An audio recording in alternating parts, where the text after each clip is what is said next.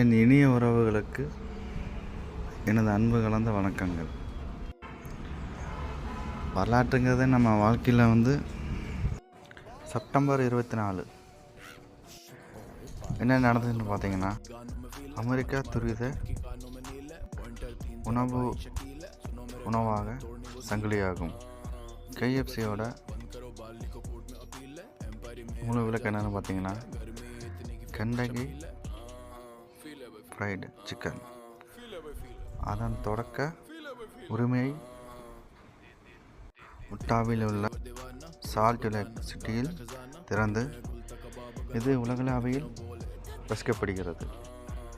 தற்போது மெக்டொனால்டுக்கு அடுத்தபடியாக உலகளாவிய இரண்டாவது பெரிய இந்தியா உள்பட உலகளாவில் 150 நாடுகளில் பரவியிருக்கு.